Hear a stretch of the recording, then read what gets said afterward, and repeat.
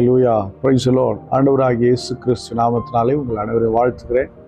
கர்த்தர் உங்களை ஆசீர்வதிப்பாராக. இன்றைய நாள் மெய்ப்பனின் சத்தம் ஒரு தேவனுடைய மனுஷனை குறித்து பார்க்கலாம். இங்கிலாந்து தேசத்தில் உள்ள வில்லியம் பூத் என்கிற நபரை குறித்து தான் பார்க்கணும். அவர் மரித்துட்டாரு, அவரை குறித்து தான் பார்க்க போகிறோம்.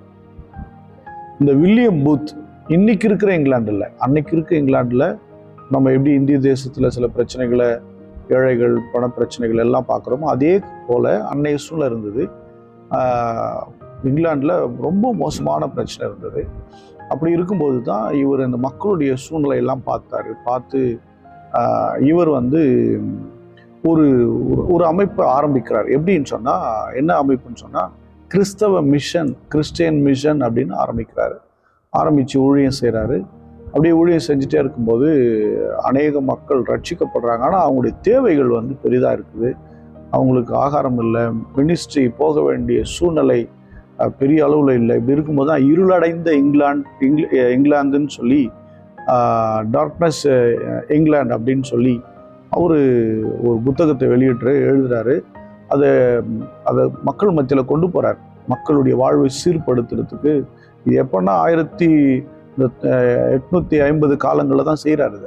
அது போயிட்டு பயங்கரமாக வேலை செய்ய ஆரம்பிக்குது. மக்கள் அவர் பக்கமாக திரும்ப ஆரம்பிக்கிறாங்க. இப்படி இருக்கும்போது 1855 கேத்ரின் என்கிற ஒரு பெண்ணை அவர் திருமணம் பண்ணிக்கிறார். திருமணம் பண்ணதுக்கப்புறம் அவங்க ஒரு நல்ல விசுவாசமான பெண்மணி. ஆனால் அவங்க இந்த ஊழியத்தை, ஆத்துமாதாயத்தை ரொம்ப இதாக செய்யணும், மக்களை, ஏழை எளிய மக்களை ரொம்ப கவனிக்கணும், கேர் எடுத்து பார்க்கணும் அப்படின்னு சொன்ன உடனே தன்னுடைய மனைவி கொடுத்த உற்சாகத்தினால, எப்படின்னா இன்றைக்கும் இருக்குது பாருங்கள், சால்வேஷன் ஆர்மி அப்படிங்கிற ஒரு ஸ்தாபனம். அதனுடைய தலைவர் தான் வில்லியம் பூத். இவர் மரிச்சிட்டாலும் இன்றைக்கும் சால்வேஷன் ஆர்மி அந்த மினிஸ்ட்ரி இருக்குது. இன்றைக்கும் நான் இங்கே நியர் ஐப்பாக்கத்தில் கூட ஒன்று இருக்குதுன்னு நினைக்கிறேன். ஐப்பாக்கத்தில் இருக்குது. இந்தியாவில் நிறைய இடங்கள் இருக்குது. அது தென் மாநிலங்களில், தென் டிஸ்ட்ரிக்டில் அங்கே இருக்குது பாருங்கள். அங்கெல்லாம் நிறைய பார்க்கலாம் சால்வேஷன் ஆர்மி. அப்போது இவங்க ஒரு நல்ல ட்ரெஸ் பண்ணிட்டு ஒரு கப்பலில் இருக்கிற அந்த போர் சேவகர்கள் மாதிரி அவங்க ட்ரெஸ் பண்ணியிருப்பாங்க. போகும்போது ஒரு கம்பீரமாக போவாங்க, ஒரு சேனை மாதிரி தான் போவாங்க. சுவிசேஷம் அறிவிக்க போனால் அப்படி தான் போவாங்க. இவங்க சமுதாயத்தில் பெரிய மாற்றத்தை ஏற்படுத்த விரும்பினாங்க. இப்போ பார்த்தீங்கன்னா இவங்க எங்கெங்கே போனாங்க தெரியுமா? ஓப்பன் ஏரில் மினிஸ்ட்ரி பண்ணாங்க. ரெண்டாவது தொழிற்சாலையில் ஒர்க் பண்ணுற கம்பெனிஸ்லலாம் போய் மினிஸ்ட்ரி பண்ணாங்க. அப்புறம் குடிசை பகுதியில் மினிஸ்ட்ரி பண்ணாங்க. குடிகாரர்கள் மத்தியில் ரொம்ப கேர் பண்ணி மினிஸ்ட்ரி பண்ணாங்க. பல வகையான ஊழிய முறைகள் இவங்க என்ன பண்ணாங்க, செஞ்சிட்டு இருந்தாங்க. இப்படி போயிட்டு இருந்தது. இப்படி இருக்கும்போது அவங்களுடைய ஊழியத்தினால 71 நாடுகளில் இந்த மினிஸ்ட்ரி போச்சு. லட்சக்கணக்கான மக்கள் இயேசுவை ஏற்றுக்கொள்ள ஆரம்பித்தாங்க. இவங்களுடைய வேலை அவ்வளவு சிறப்பாக இருந்துச்சு. ரொம்ப கட்டுக்கோப்பாக ஒரு ஆர்மி மாதிரி. அதனால தான் அந்த பேர் வச்சுருக்காங்க. இந்த கிறிஸ்டியன் மிஷனுங்கிற பேரை சால்வேஷன் ஆர்மின்னு மாற்றிட்டாங்க. அதை ரட்சணிய சேனைன்னு மாற்றிட்டாங்க.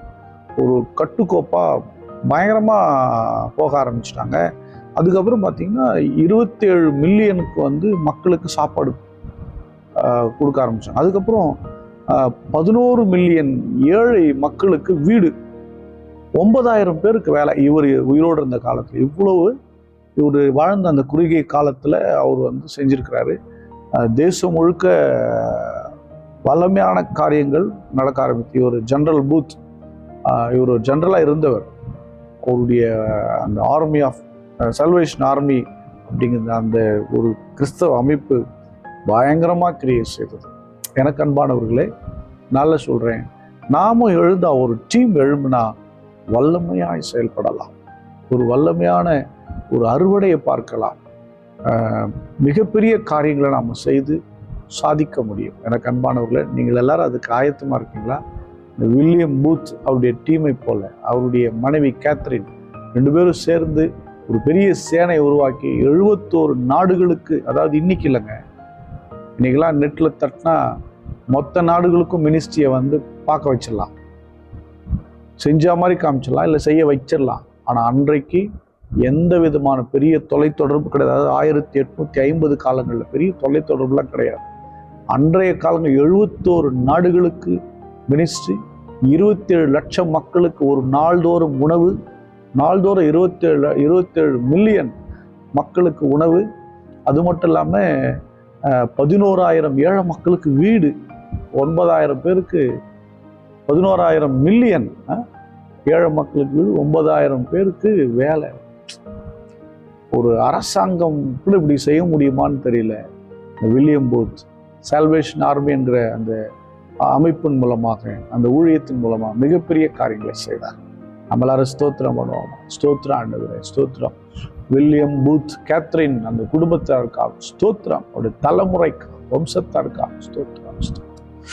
அப்பா ஸ்தோத்திரம். அவர் செய்த காரியங்களை பார்க்கும் பிரமிக்க முடிகிறதப்பா, பிரமிப்பா இருக்கிறது. ஸ்தோத்திரம்.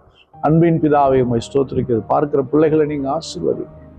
உம்முடைய கரம் உடைய பிள்ளைகள் மேல இருக்கட்டும். உமக்கென்று வல்லமையா எழும்பி செயல்படட்டாங்க. உம்முடைய கரம் பிள்ளைகள் மேல இருப்பதாக. கர்த்தாவே ஸ்தோத்திரம். உமக்கென்று ஒரு சேனையா எழும்பணும். பட்டணம், கிராமங்கள், தேசங்கள் தோறும் கடந்து போகணும். எல்லா இடங்களும் ஊடுருவி போகணும். இந்த ஒரு தாகம் யாவருக்குள்ள, எங்கள் யாவருக்குள்ள உண்டாகும். ஒவ்வொருவரையும் ஆசீர்வதி. இயேசு கிறிஸ்துவின் நாமத்தால் ஜெபிக்கிறேன், ஜீவனுள்ள நல்ல பிதாவே. ஆமென். God bless you. Bye bye.